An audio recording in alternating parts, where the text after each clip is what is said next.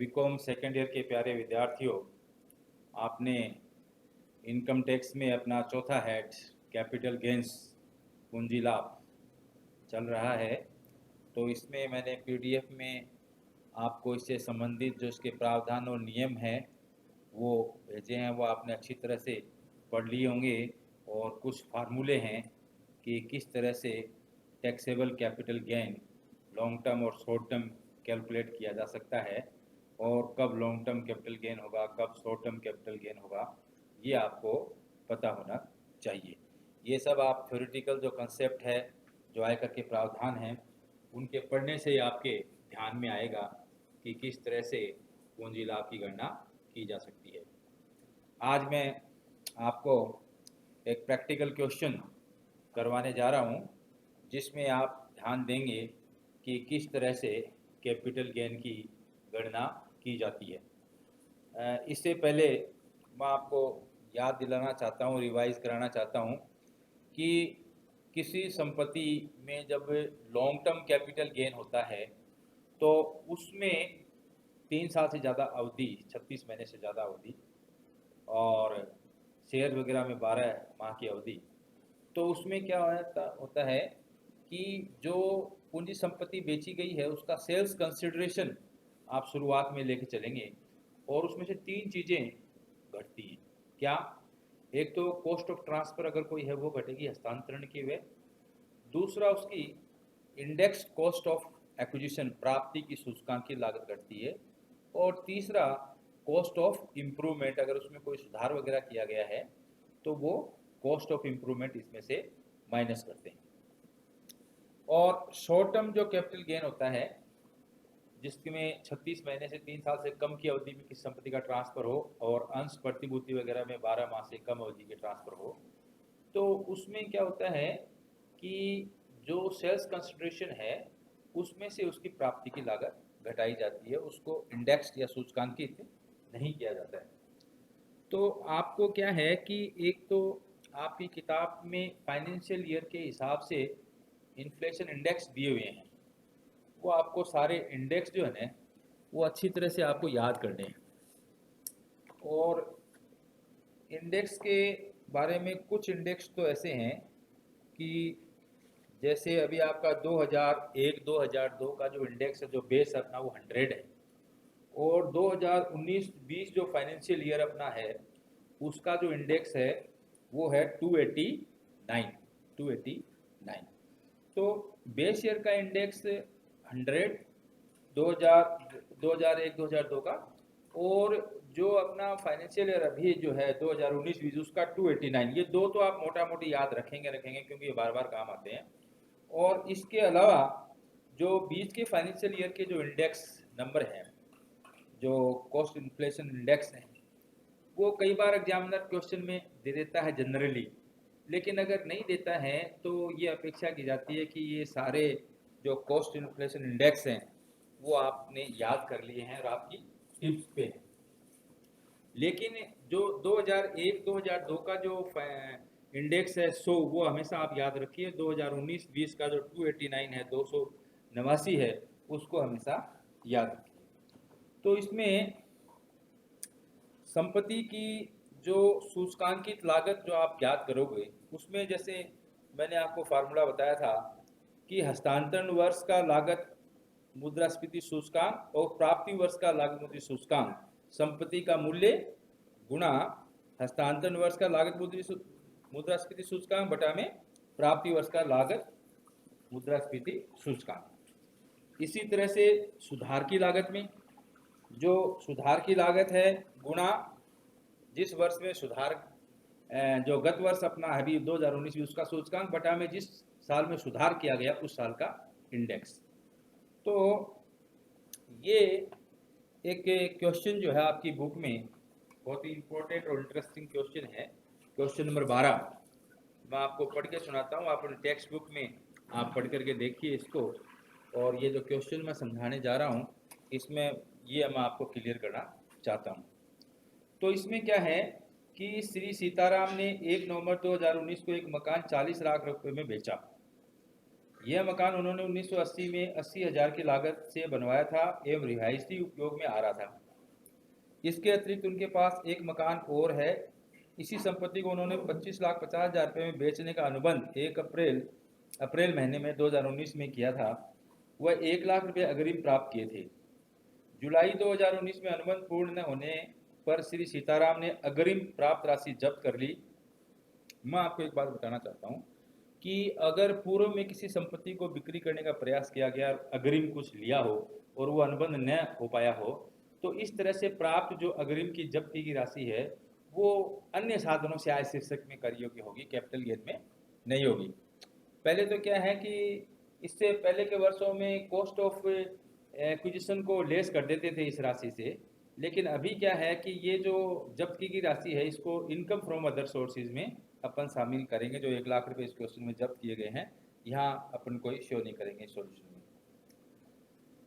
फिर उसके बाद उन्होंने 1 फरवरी 2020 को 2 लाख रुपए राष्ट्रीय राजमार्ग प्राधिकरण के अधिसूचित बॉन्ड में जमा करा दिए हैं। तो ये जो नेशनल हाईवे अथॉरिटी जो है उसमें अगर कोई इन्वेस्टमेंट किया जाता है तो लॉन्ग टर्म कैपिटल गेन के अंतर्गत जो है अपने को छूट मिलती है धारा 54 EC के अंतर्गत। तो इन्होंने ये 2 लाख रुपए का जो राष्ट्रीय राजमार्ग प्राधिकरण के बॉन्ड्स जो खरीदे हैं, तो इसमें जितना लॉन्ग टर्म कैपिटल गेन होगा वो उसमें छूट मिल जाएगी, उससे लॉन्ग टर्म कैपिटल गेन अपना कम हो जाएगा। और निर्माण के बाद इस मकान के सुधार पर वर्ष 2006-07 में 5,60,000 रुपये व्यय किए गए।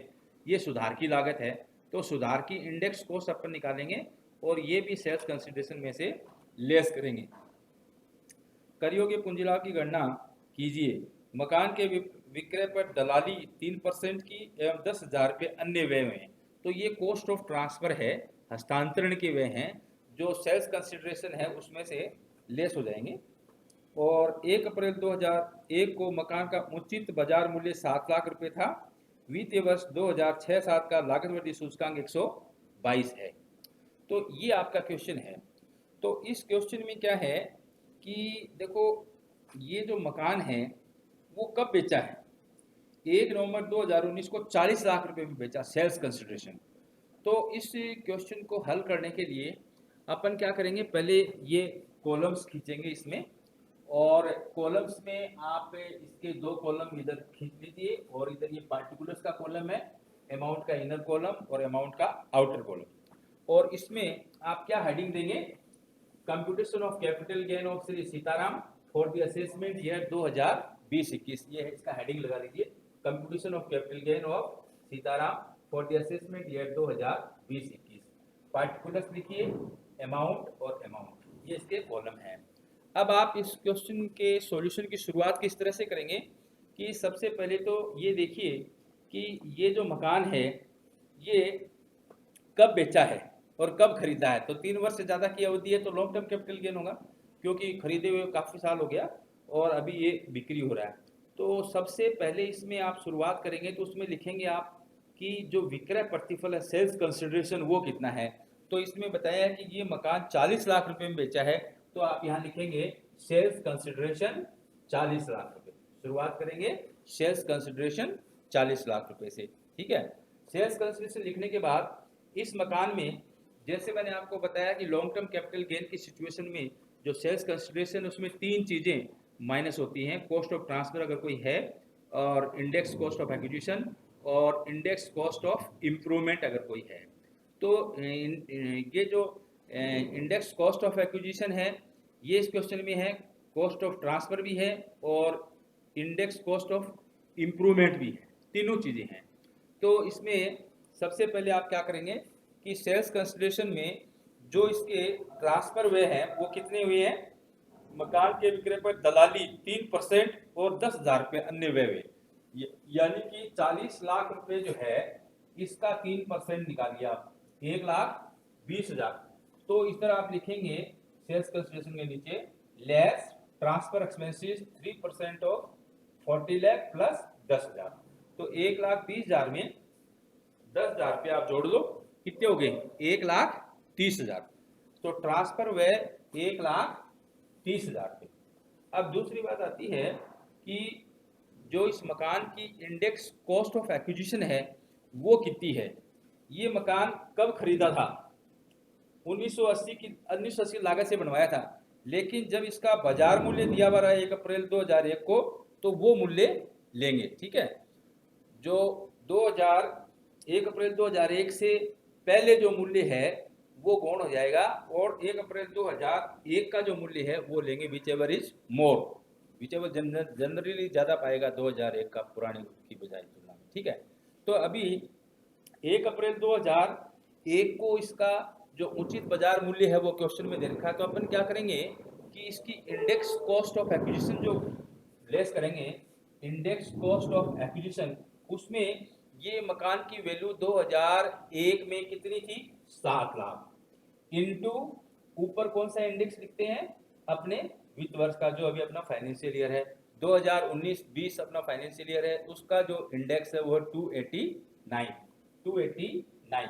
और 2001-2 का जो बेस जो अपना ईयर है उसका इंडेक्स कितना, 100।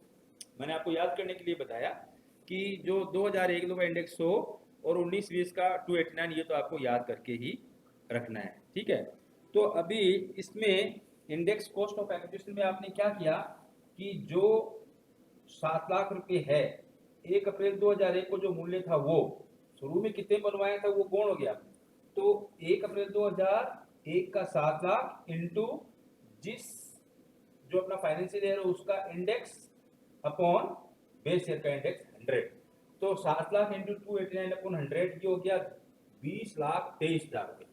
ये हो गई आपकी क्या, इंडेक्स्ड कॉस्ट ऑफ एक्विजिशन, प्राप्ति की सूचकांकित लागत। ठीक है, अब इसके बाद आप निकालेंगे क्या, इंडेक्स कॉस्ट ऑफ इम्प्रूवमेंट, सुधार में अगर कोई खर्चा किया है, तो देखिए 2006-07 में 5,60,000 रुपये का व्यय किया सुधार पे, तो अपन क्या लिखेंगे, इंडेक्स कॉस्ट ऑफ इम्प्रूवमेंट 5,60,000 कितने का किया अपॉन फाइनेंशियल ईयर का इंडेक्स 289, और जिस वर्ष में सुधार किया उस वर्ष का इंडेक्स लिखेंगे, तो ये सुधार किया है 2006-07 में, और 2006-07 का जो आपका इन्फ्लेशन इंडेक्स है वो है 122, जो कि आपको क्वेश्चन में भी दिया हुआ है।